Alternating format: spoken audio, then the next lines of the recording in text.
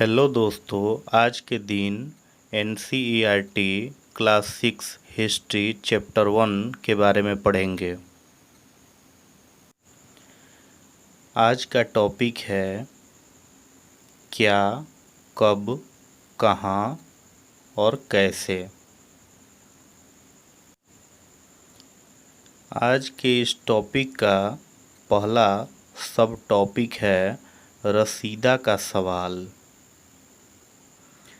एक लड़की जिसका नाम है रसीदा, वह अपने घर पर बैठकर अखबार पढ़ रही थी।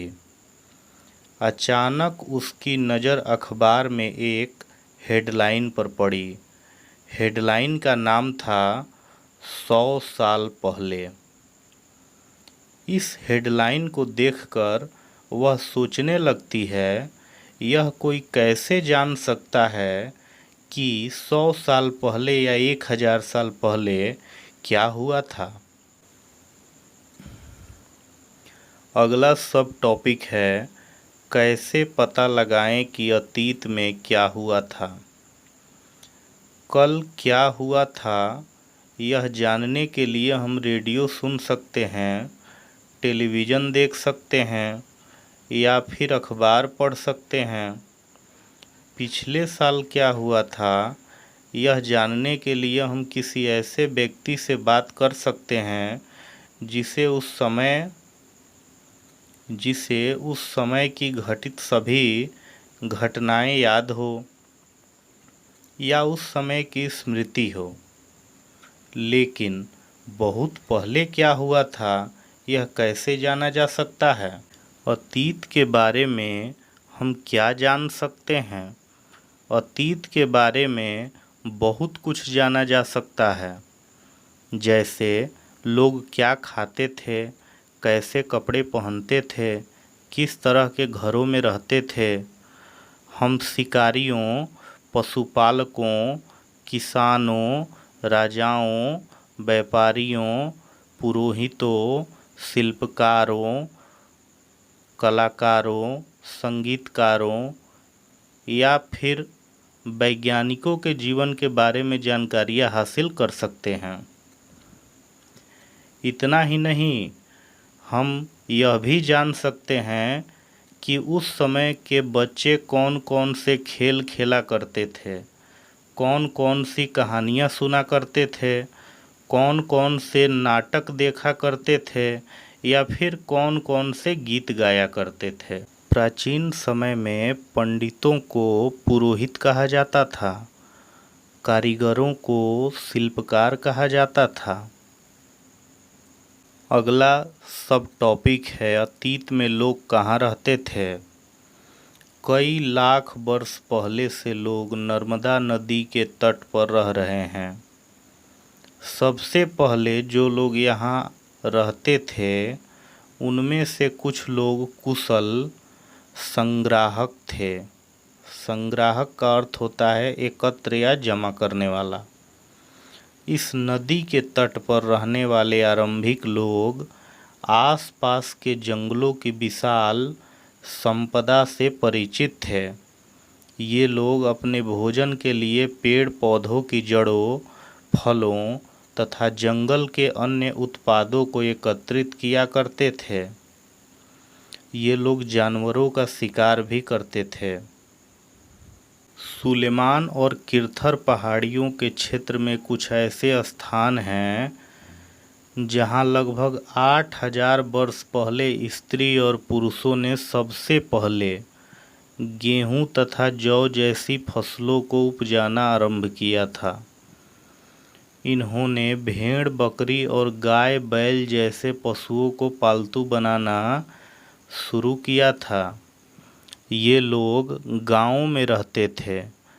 गारो तथा विंध्य पहाड़ियाँ भी ऐसे क्षेत्र थे जहां अतीत में कृषि का विकास हुआ। विंध्य पहाड़ियों के उत्तर में सबसे पहले चावल उपजाया गया था। सिंधु तथा इसकी सहायक नदियों के किनारे लगभग 4700 वर्ष पहले कुछ आरंभिक नगर फले फूले थे। सहायक नदियाँ उन्हें कहते हैं जो एक बड़ी नदी में जाकर मिल जाती है। गंगा और इसकी सहायक नदियों तथा समुद्र के किनारे वाले इलाकों में नगरों का विकास लगभग 2500 वर्ष पहले हुआ था। गंगा की सहायक नदी सोन नदी के आसपास का क्षेत्र प्राचीन काल में मगध के नाम से जाना जाता था। मगध साम्राज्य के शासक बहुत शक्तिशाली होते थे और उन्होंने एक विशाल साम्राज्य की स्थापना की थी। देश के अन्य हिस्सों में भी ऐसे ही साम्राज्यों की स्थापना की गई थी।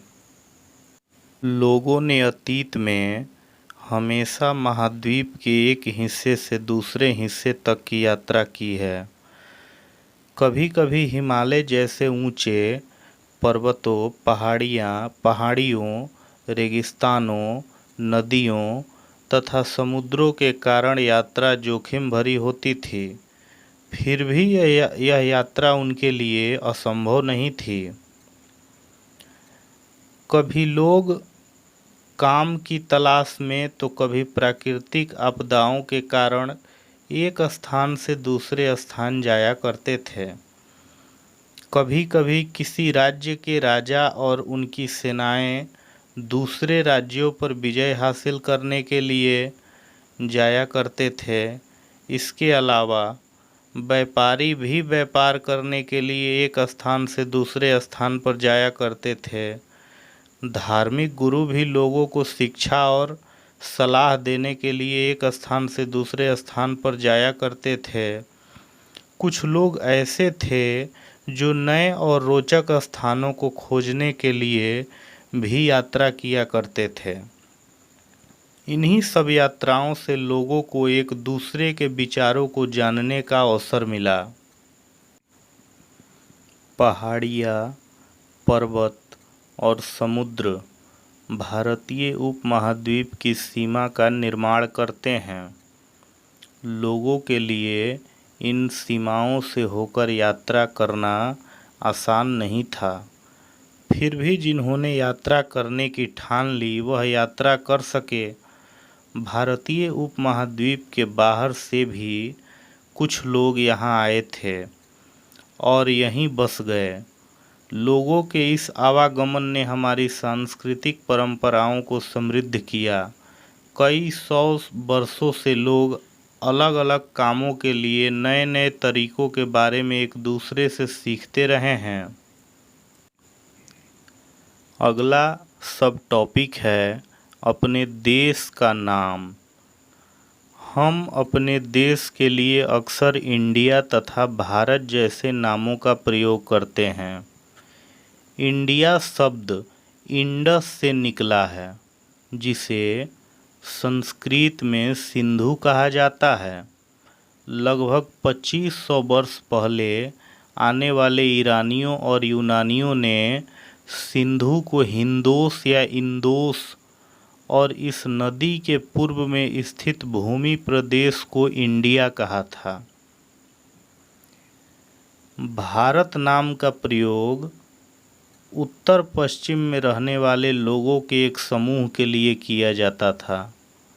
इस समूह के बारे में जानकारी संस्कृत की सबसे पुरानी कृति ऋग्वेद में भी मिलता है। बाद में इस नाम का प्रयोग देश के लिए होने लगा।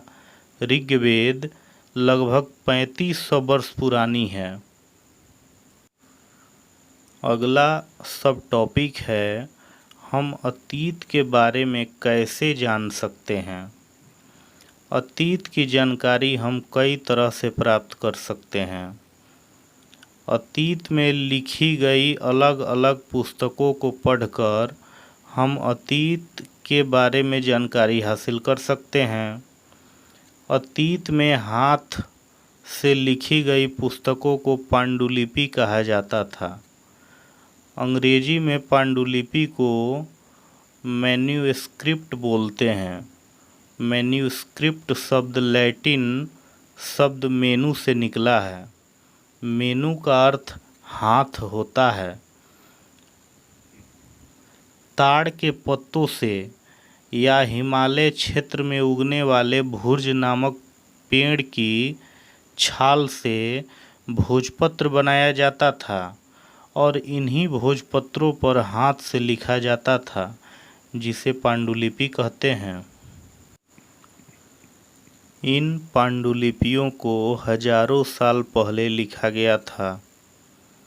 इतने वर्षों के बाद कुछ पांडुलिपियाँ अपने आप नष्ट हो गई, कुछ को नष्ट कर दिया गया एवं कुछ पांडुलिपियों को कीड़े खा गए।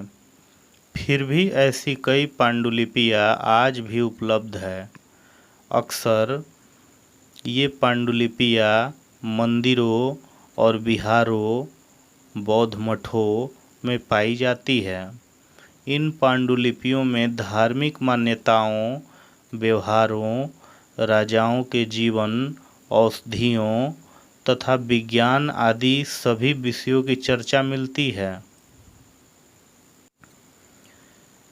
इन पांडुलिपियों के अलावा हमारे यहाँ महाकाव्य, कविताएं तथा नाटक भी है।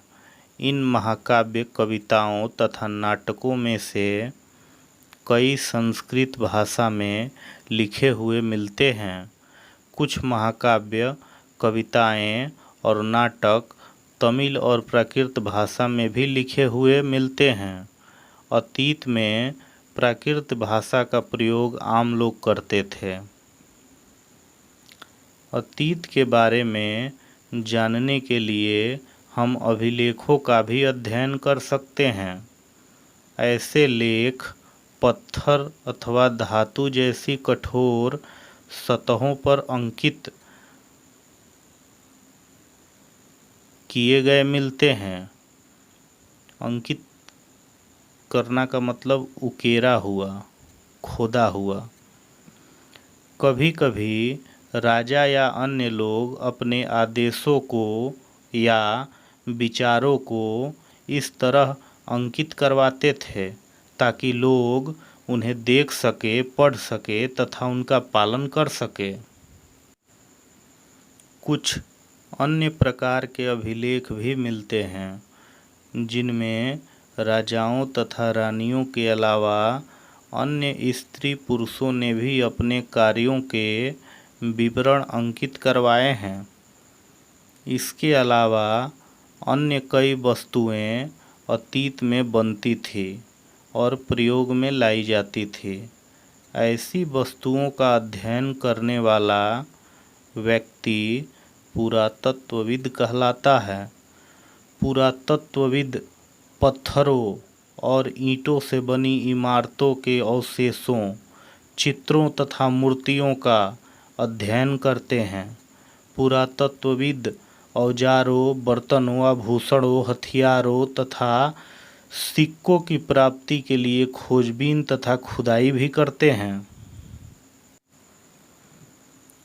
इनमें से कुछ वस्तुएं पत्थर, पक्की मिट्टी तथा कुछ धातु की बनी हो सकती हैं। ऐसे तत्व कठोर तथा जल्दी नष्ट न होने वाले होते हैं। पुरातत्वविद जानवरों, चिड़ियों तथा मछलियों की हड्डियां भी ढूंढते हैं।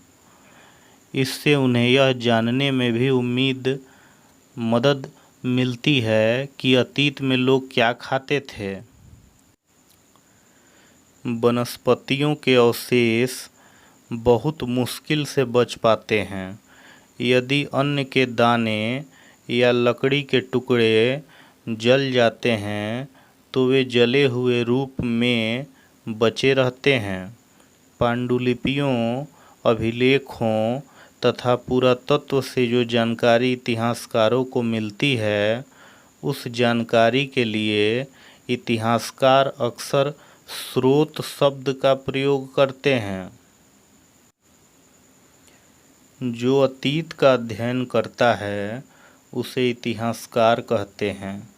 स्रोत के प्राप्त होते ही इतिहास को जानना बहुत रोचक हो जाता है, क्योंकि इन स्रोतों के सहायता से हम धीरे धीरे इतिहास का पुनर्निर्माण करते जाते हैं।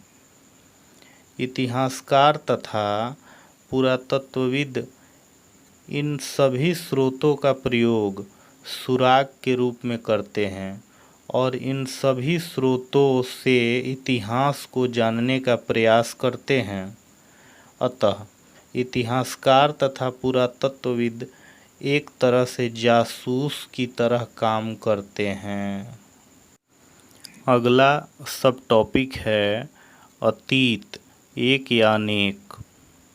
अतीत अनेक थे क्योंकि बीते हुए समय में अलग अलग समूह के लोगों के लिए अतीत के अलग अलग मायने थे। उदाहरण के लिए पशुपालकों तथा किसानों का जीवन राजाओं तथा रानियों के जीवन से बहुत भिन्न था। ठीक इसी तरह व्यापारियों का जीवन शिल्पकारों के जीवन से बहुत भिन्न था। उस समय भी देश के अलग अलग हिस्सों में लोग अलग अलग रीति रिवाजों का पालन करते थे। वर्तमान समय में अंडमान द्वीप के अधिकांश लोग मछली पकड़कर शिकार करके तथा फल फूल का संग्रह करके अपना भोजन प्राप्त करते हैं। इसके विपरीत शहरों में रहने वाले लोग खाने पीने के लिए अन्य व्यक्तियों पर निर्भर रहते हैं। इस तरह के अंतर अतीत में भी थे। इसके अलावा उस समय के राजा अपनी विजयों का लेखा जोखा रखते थे। इस कारण से हम उन राजाओं तथा उनके द्वारा लड़ी जाने वाली लड़ाइयों के बारे में बहुत कुछ जानते हैं, जबकि शिकारियों, मछुआरों, संग्राहकों, किसानों तथा पशुपालकों जैसे आम आदमी अक्सर अपने कार्यों का लेखा जोखा नहीं रखते थे। इसलिए हमें इनके बारे में कुछ ज़्यादा जानकारी नहीं मिल पाती है। पुरातत्व की सहायता से हमें इनके जीवन को जानने में मदद मिलती है। हालांकि अभी भी इनके जीवन के बारे में जानना बहुत कुछ शेष है। अगला सब टॉपिक है तिथियों का मतलब। वर्षों की गणना ईसाई धर्म प्रवर्तक ईसा मसीह के जन्म की तिथि से की जाती है। इसलिए 2000 वर्ष या 2005 कहने का मतलब ईसा मसीह के जन्म के 2000 वर्ष के बाद से है। वर्ष 2005 कहने का मतलब ईसा मसीह के जन्म के 2005 वर्ष के बाद से है। ईसा मसीह के जन्म के पहले की सभी तिथियां ईसा पूर्व, ईसा से पहले के रूप में जानी जाती है। अंग्रेजी में ईसा पूर्व को बिफोर क्राइस्ट शॉर्ट में बीसी कहते हैं। अंग्रेजी में ईस्वी को एनो डोमिनी एडी शॉर्ट में एडी कहते हैं। एनो डोमिनी दो लैटिन शब्द है जिसका मतलब ईसा मसीह के जन्म के वर्ष से है। कभी कभी एडी की जगह सीई तथा बीसी की जगह बीसीई का प्रयोग होता है।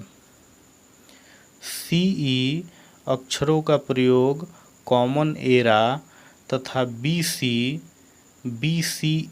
का प्रयोग बिफोर कॉमन एरा के लिए होता है।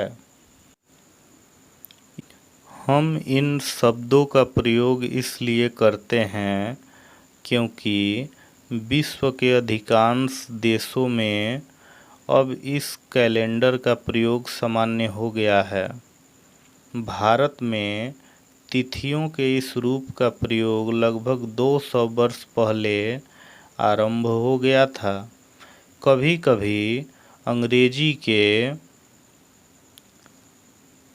बीपी अक्षरों का प्रयोग होता है, जिसका मतलब बिफोर प्रेजेंट यानी वर्तमान से पहले होता है।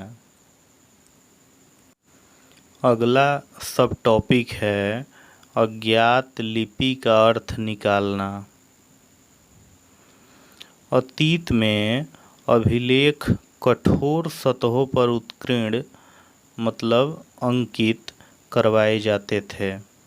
कई अभिलेख कई 100 वर्ष पहले लिखे गए थे। सभी अभिलेखों में लिपियों और भाषाओं का प्रयोग हुआ है। समय के साथ साथ अभिलेखों में लिखित भाषाओं तथा लिपियों में बहुत बदलाव आ चुका है, जिसके चलते इन अभिलेखों को पढ़ने में काफ़ी दिक्कत होती है। तो फिर विद्वान कैसे यह जान पाते हैं कि इन अभिलेखों में क्या लिखा था?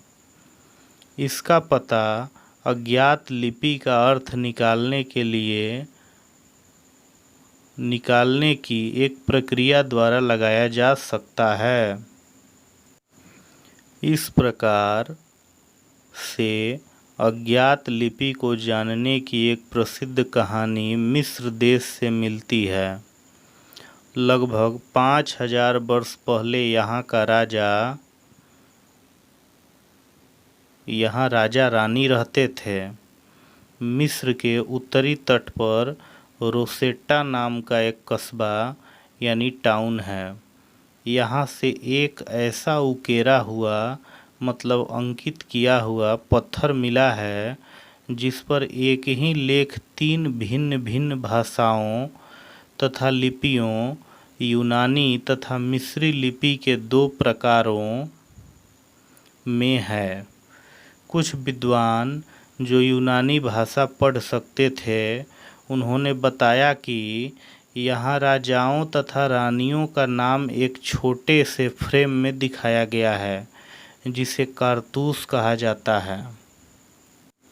इसके बाद विद्वानों ने यूनानी तथा मिस्री संकेतों को अगल-बगल रखते हुए मिस्री अक्षरों के समानार्थक ध्वनियों की पहचान की। जैसा कि हम देख सकते हैं, यहाँ एल अक्षर के लिए शेर तथा ए अक्षर के लिए चिड़िया का चित्र बने हैं। एक बार जब विद्वानों ने यह जान लिया कि अलग अलग अक्षर किसके लिए प्रयुक्त हुए हैं, तो वे आसानी से अन्य अभिलेखों को भी पढ़ सके। इस चित्र को गौर से देखिए। यही वह पत्थर है जो मिस्र के उत्तरी तट पर रोसेटा नाम का कस्बा से मिला है। यहाँ पर शेर के लिए एल अक्षर का प्रयोग किया गया है और चिड़िया के लिए ए अक्षर का प्रयोग किया गया है। इसी पत्थर में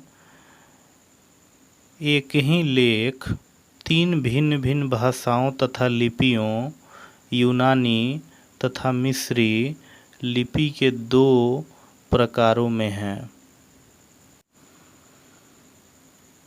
इस फोटो में जो आपको दिख रहा है, यह एक पांडुलिपि है। यह पांडुलिपि लगभग 1000 वर्ष पहले लिखी गई थी। प्राचीन काल में किताब बनाने के लिए ताड़ के पत्तों को काटकर उनके अलग अलग हिस्सों को एक साथ बांध दिया जाता था। भुर्ज पेड़ की छाल से भी प्राचीन काल में किताबें बनाई जाती थी। इस फोटो में जो ये दिख रहा है, यह एक अभिलेख है। यह अभिलेख लगभग 2250 वर्ष पुराना है। यह अभिलेख वर्तमान अफ़गानिस्तान के कंधार से प्राप्त हुआ है। इस अभिलेख को अशोक नामक राजा के एक आदेश पर उत्कीर्ण अंकित करवाया गया था।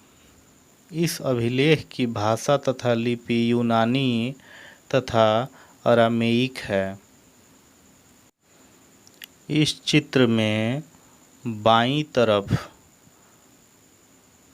जो बर्तन दिख रहा है, इस बर्तन के इस तरह के बर्तनों का प्रयोग 4700 वर्ष पहले होता था। दाईं तरफ ये जो दिख रहा है, एक पुराना चांदी का सिक्का दिख रहा है। इस तरह के सिक्कों का प्रयोग लगभग 2500 वर्ष पहले होता था।